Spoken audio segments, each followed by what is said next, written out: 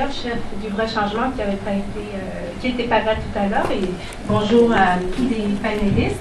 Alors, moi, je vais apporter peut-être une vision beaucoup plus concrète et locale à ce rapport et à cette analyse. Donc, ça va nous permettre justement de lier un peu la théorie à la pratique. Donc, on m'a posé 3 questions. Dans quelle mesure les minorités visibles sont-elles sous-représentées à Montréal? Quels sont les principaux défis rencontrés pour ceux et celles qui souhaitent s'engager? Comment croyez-vous que le système électoral, mode de scrutin, parti politique contribue ou pourrait contribuer à améliorer les choses? Je vais vous parler un peu de mon parcours. Je suis j'ai un bac et maîtrise de l'Université de Montréal en sciences politiques. Mon incursion dans la vie politique est arrivée un peu par hasard. J'ai fait du bénévolat dans un parti politique. J'étais en transition d'emploi. J'ai trouvé en fait que c'était intéressant, pertinent. Je me suis engagée. De fil en aiguille, j'ai été conseillère politique au niveau fédéral, municipal. Je vous aborde ce point-là parce que je pense qu'on ne peut pas aborder l'enjeu d'un changement sans regarder aussi la structure d'un parti politique et tout le personnel aussi qui gravite autour d'un chef et également des élus. C'est des lieux stratégiques aussi où on doit réfléchir à l'enjeu de diversité. Ensuite, pendant presque 10 années, j'ai travaillé comme conseillère politique. J'ai décidé de faire le saut en politique municipale en 2013 comme conseillère indépendante. Je reviendrai sur cette expérience-là. Bien sûr, je n'ai pas gagné, mais j'ai participé à la vie citoyenne, j'ai contribué au débat et je me suis représentée avec l'équipe Niville-Baudreau une année plus tard au poste de commissaire scolaire donc de Montréal-Nord et j'ai été élue et nommée vice-présidente de la commission scolaire de la Pointe-de-Ville.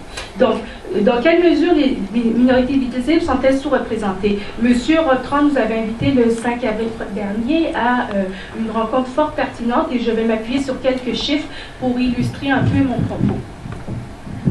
Donc, à Montréal, il y a 64 conseillers qui siègent au conseil municipal. Deux de ces membres sont issus des minorités visibles. Donc, on a Alain de Souza, le seul maire d'arrondissement, et France Benjamin. Il y a 38 conseillers qui siègent au conseil d'arrondissement, 2 membres de minorités visibles, Monica Ricourt et Nathalie Pierre-Antoine. Il y a 105 élus pour l'agglomération de Montréal. Il y a 2 membres de minorités visibles, Harold John de la ville de Dollard-des-Ormeaux et Madame Mine Diane Litty, je m'excuse de la prononciation si ce n'est pas la bonne, de la ville de Mont-Royal. Si on fait une comparaison aussi avec nos voisines, Laval, 21 conseillers qui siègent au conseil municipal, 2 membres de minorités visibles, et Longueuil, 15 conseillers qui siègent au conseil municipal, aucun membre de minorité visible. Donc, dans les chiffres que nous a soumis Mme Chapdelaine dans ce rapport, donc Statistique Canada indiquait que 31,7% de la population de la ville de Montréal était qualifiée de minorité visible en 2011.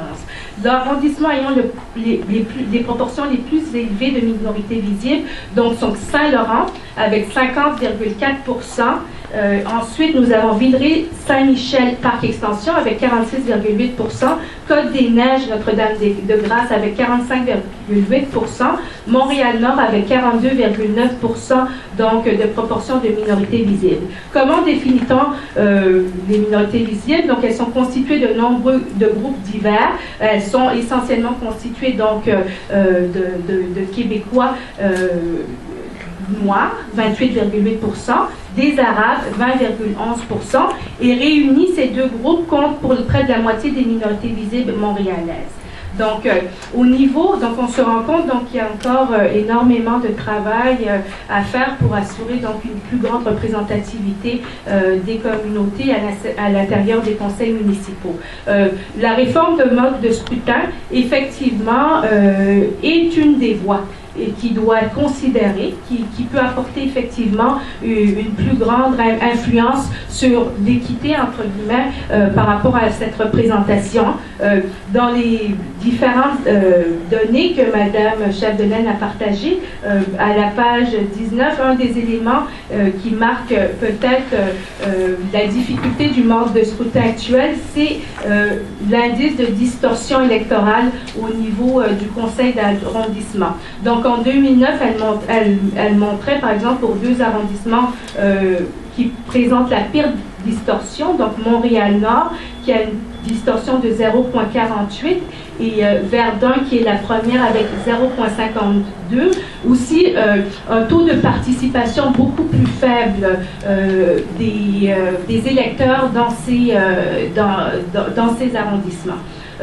Au niveau aussi de la méconnaissance des enjeux, j'ai beaucoup apprécié la contribution de notre collègue ici. Effectivement, la méconnaissance des enjeux dans une structure où effectivement un parti politique assoit une certaine majorité, comme c'est peut-être le cas dans Montréal-Nord, où on a un parti politique qui est effectivement constitué essentiellement du parti de Coderre, donc des membres issus du parti de Coderre. Donc les enjeux sont peut-être un peu moins évidents pour les électeurs, c'est moins politisé. Ce qui est par contre intéressant, c'est que la dernière campagne électorale pour le poste de maire d'arrondissement, Projet Montréal avec la candidate Caroline Mibel a fait une campagne très proactive. Ils ont diffusé beaucoup d'enjeux. Il y a des idées structurantes qui sont sorties des débats dans la mise sur pied d'un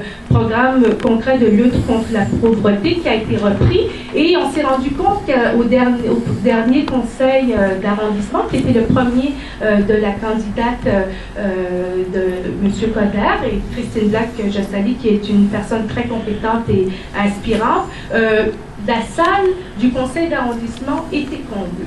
C'était la première fois, je pense que c'est la première fois dans Montréal-Nord qu'on voit un conseil d'arrondissement aussi dynamique. Donc, quand on politise des enjeux, quand la population se sent interpellée, on voit qu'il y a un effet concret sur le taux de participation. Donc, c'est une réalité à prendre en considération. Alors, voilà.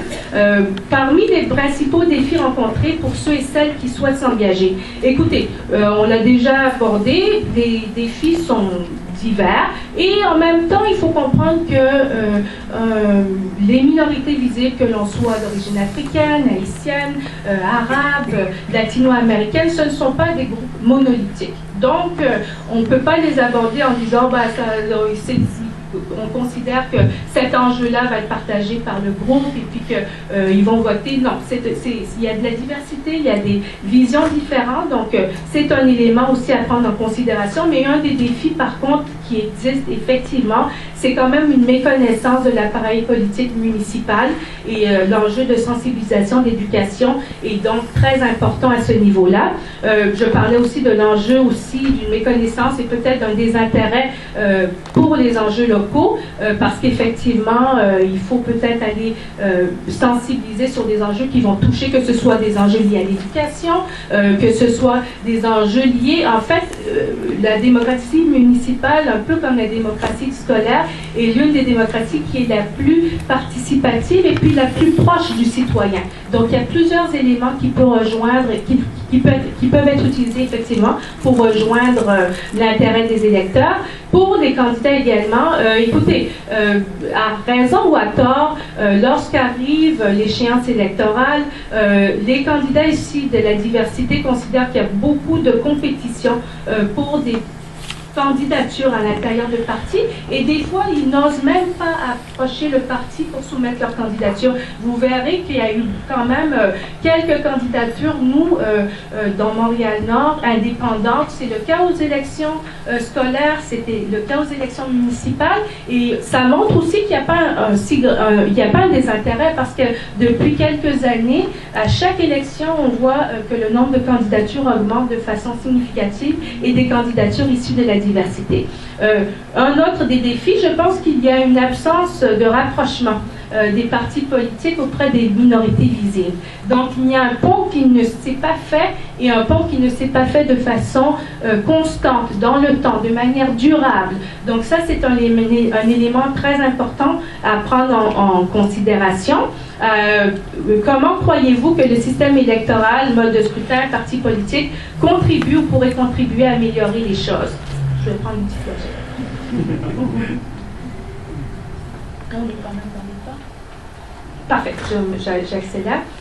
Donc, je l'ai dit, le mode de scrutin est effectivement un élément à prendre en considération pour une meilleure représentativité, mais il y a également d'autres éléments qu'il faut regarder parce que c'est des questions beaucoup plus générales. Il y a plusieurs facteurs et je pense que c'est un ensemble de solutions aussi qui pourraient améliorer cette représentativité. Donc, premièrement, c'est Mme Duchesne qui le mentionnait dans le document déposé par M. Rotran.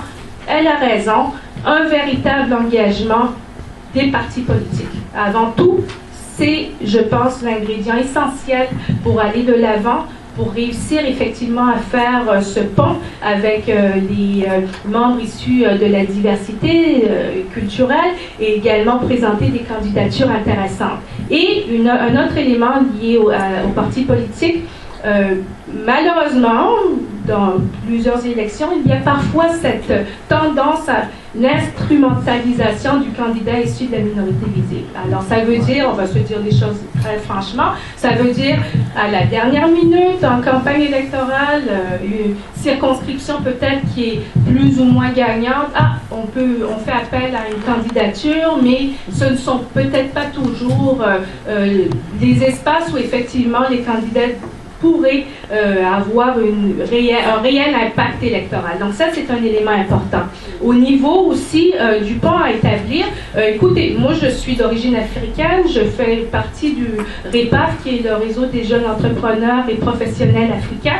C'est un réseau de 300 professionnels, ingénieurs, médecins, entrepreneurs. La communauté africaine a son réseau, la communauté du Maghreb également. Donc, il y a des gens talentueux. Il faut être capable simplement de faire le pont. C'est sûr que le dialogue, et peut-être eux ne font pas le pas vers les partis par méconnaissance. Donc, ce pas-là, en le faisant, je pense que de façon durable, on pourrait créer effectivement des ponts intéressants. Je crois aussi qu'il est très important de tisser des liens avec le milieu communautaire. On a des tables de quartier qui sont dynamiques, inspirantes, où les enjeux locaux sont pris en considération. Les tables de quartier sont des lieux aussi stratégiques où on peut aller à la rencontre des citoyens, de leaders aussi dans les communautés, donc où effectivement on peut bâtir de façon beaucoup plus concrète pour tisser des ponts avec les communautés. Moi, je vous avouerai, je suis femme et l'enjeu de la conciliation politique et familiale est incontournable. Et c'est le cas pour la majeure partie des femmes, c'est le cas pour les femmes issues des minorités visibles également. Donc, surtout, écoutez, effectivement, il y a des minorités visibles qui sont de deuxième génération, installées, etc., mais des personnes nouvellement arrivées, intéressées à s'engager dans la cause politique, n'ont pas un réseau familial non plus toujours aussi fort, donc des haltes garderies, une structure, un congé de maternité. Je pense que maintenant, c'est effectif à la ville. Je crois qu'il y a un congé de 4 mois, si je ne m'abuse. Donc, c'est tous des éléments qui peuvent effectivement améliorer cette représentativité des minorités visibles. Et voilà.